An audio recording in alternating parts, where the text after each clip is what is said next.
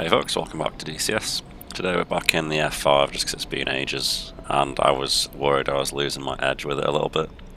They've also made a few more changes to it, like the wiggly dashboard. You can see it's kind of jiggling around with ground friction and stuff, which looks quite cool. It's pretty subtle though, it's a lot more obvious when you're actually in the plane. There you go, like if you look at the red button on the left side, you can very clearly see it's all jiggling back left and right.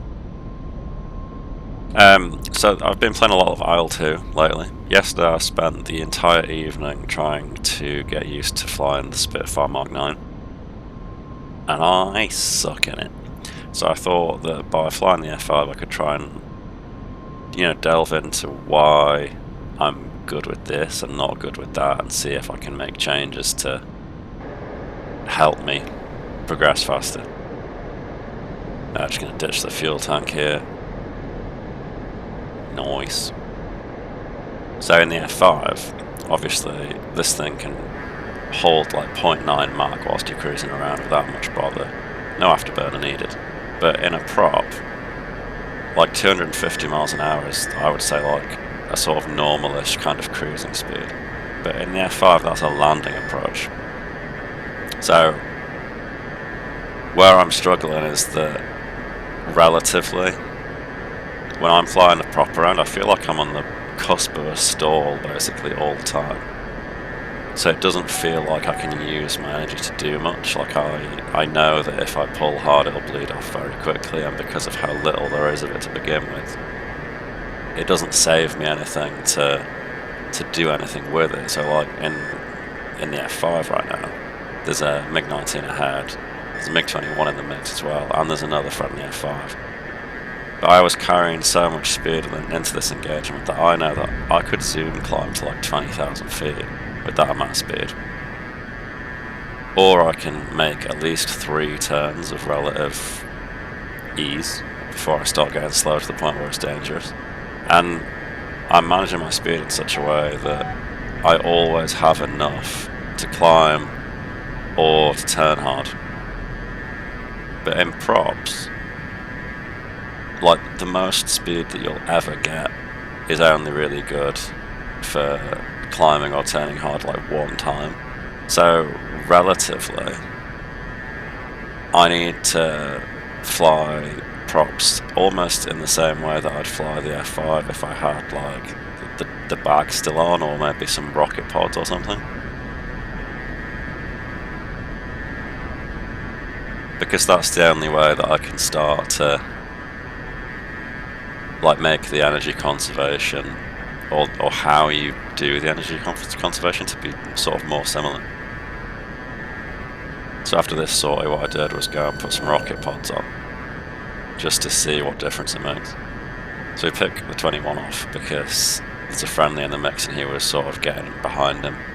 Don't want to waste time going for guns when there's a friendly at risk.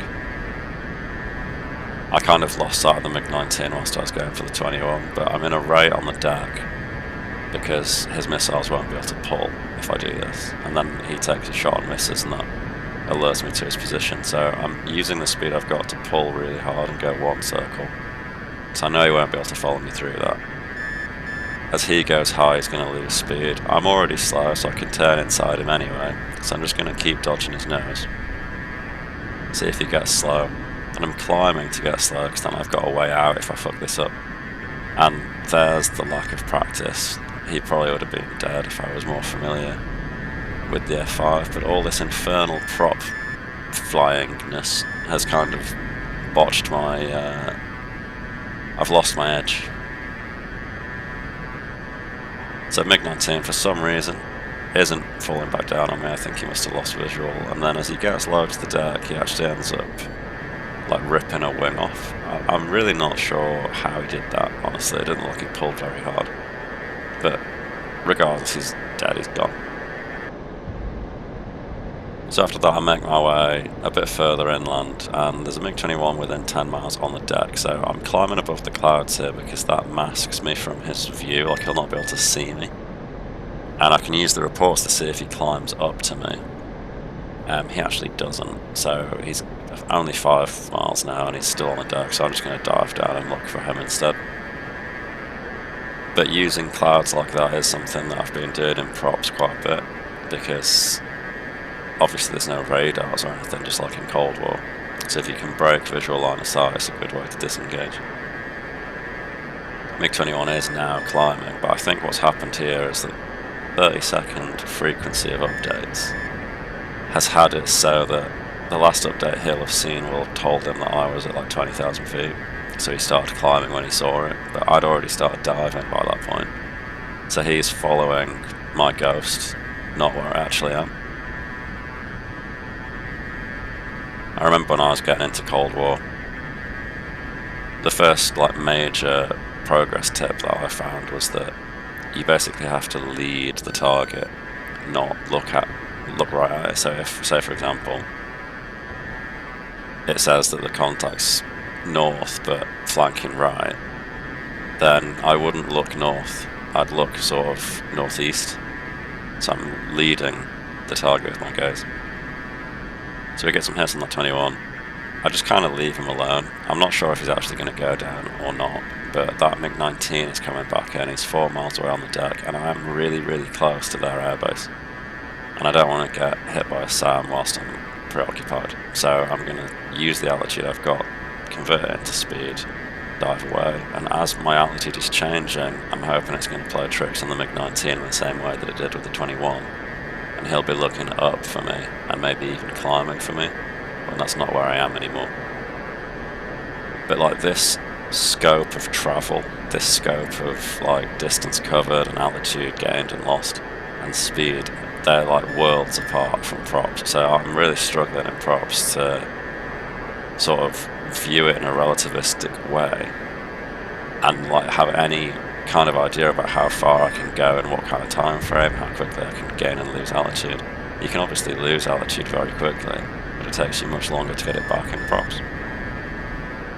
And obviously in jets it's really no problem at all to get your altitude back, as long as you're fast. And even then, getting fast doesn't take too long.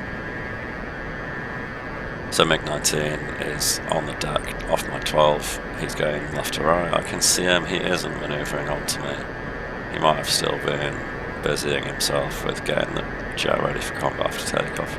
I think that these two guys are pretty new. The MiG-19 pilot here actually had a really, really good attitude. He was flying the same MiG-19 earlier, and I encounter him again later in the frog foot, and even though it doesn't go super well for him, he actually was really jovial about it in chat, you know, saying good kill and all that kind of stuff, and it almost made me feel bad for killing him. I feel like I'm not a very cooperative loser when it comes to stuff like that. I basically just rage quit from IL-2 last night. But examining my own performance, that's always going to be the way that you get better. So I'm trying to equate what I'm doing in the jets to what I need to do in the props. And even then it's a hard time. So that 21 is actually still flying around. He is 7 miles on the reports. I, at this point, assumed that it was going to be a different one, because I thought that this guy with the smoke pouring out of him would either have landed by now, or crashed, or even just ejected. But he's actually still going. Props to him for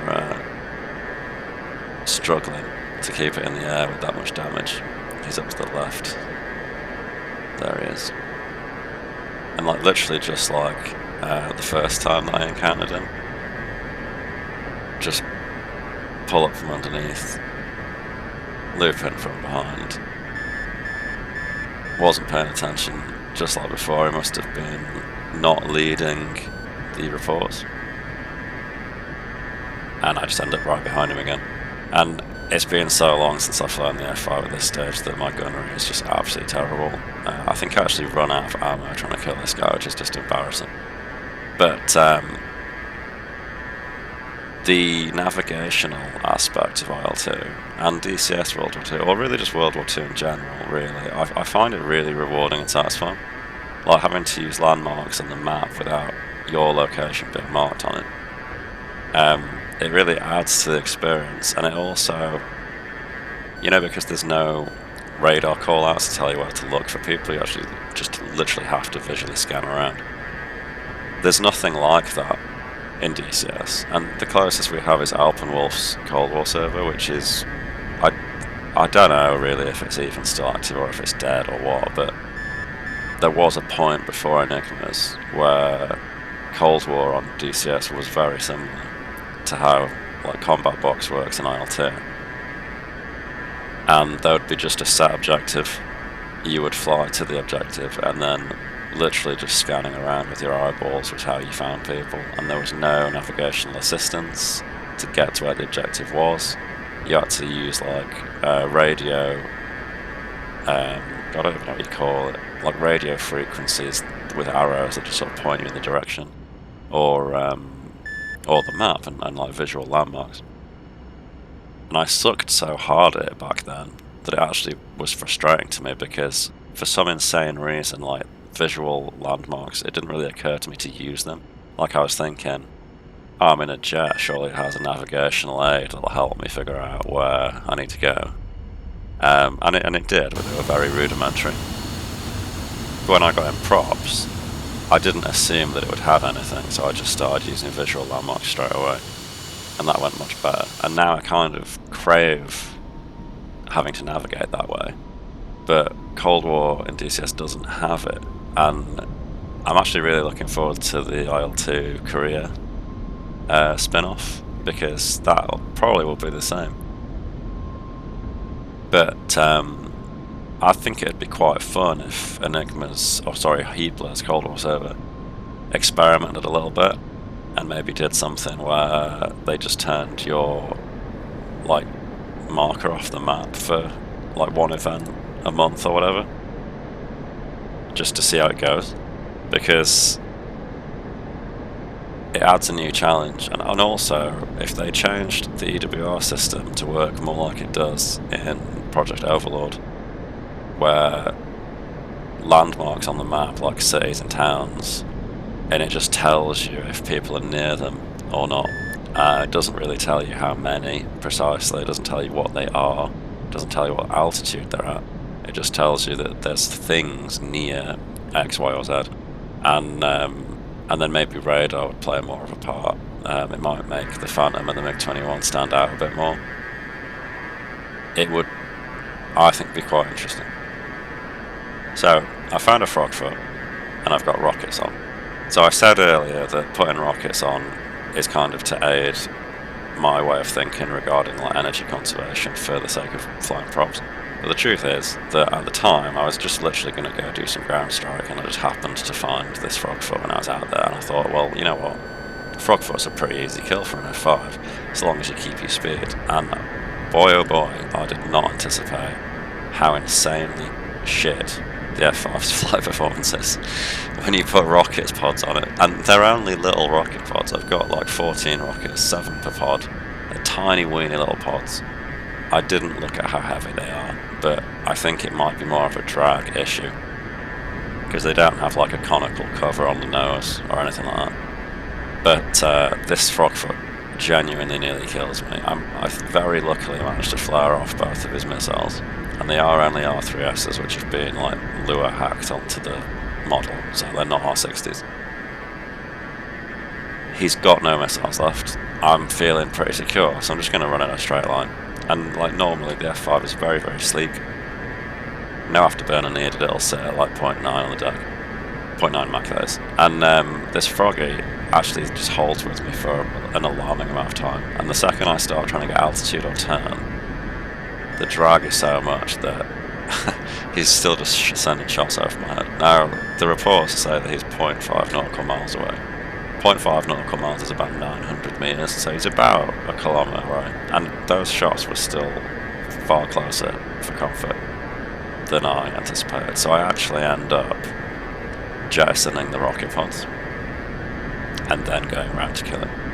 And I might force myself to do it with the rocket pods on, just to see how it goes, because if I can get good, and look at the vapes, that added the new vapes, they look a bit like they do on the Hornet and the F-16.